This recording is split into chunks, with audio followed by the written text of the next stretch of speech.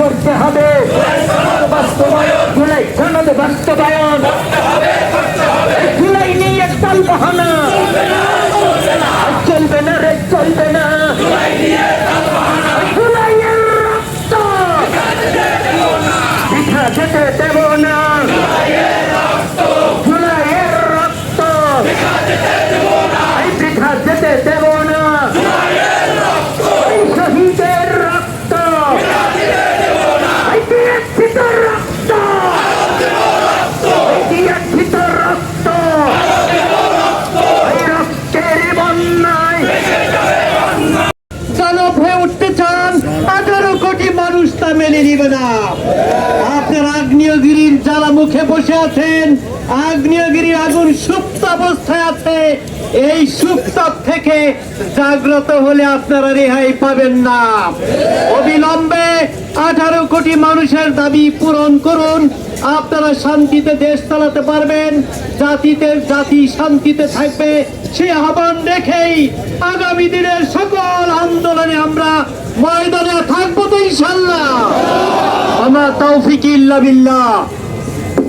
সংগ্রামী তৌহিদি জনতা, এ পর্যায়ে বক্তব্য রাখছেন গণমানুষের সংগঠন বাংলাদেশ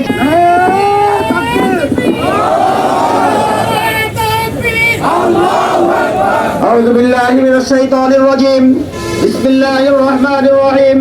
বাংলাদেশ জামাত ইসলামীর নেতৃত্বে 11 দলীয় জোট কর্তৃক আয়োজিত গণঅভ্যুত্থান বাস্তবায়নের দাবিতে তেল এবং গ্যাসের মূল্য বৃদ্ধির প্রতিবাদে ঘন লোডশেডিং বন্ধের দাবিতে আজকের এই গণ মিছিল পূর্ব সমাবেশের সম্মানিত অতিথিবৃন্দ, বিভিন্ন দলের নেতৃবৃন্দ, জাতির বিবেক সাংবাদিক বন্ধুগণ, জাতির অতন্ত্র প্রহরী পুলিশ ভাইরা, দেশপ্রেমিক তৌহিদি জনতা, আসসালামু আলাইকুম ওয়া রাহমাতুল্লাহি ওয়া বারাকাতুহু।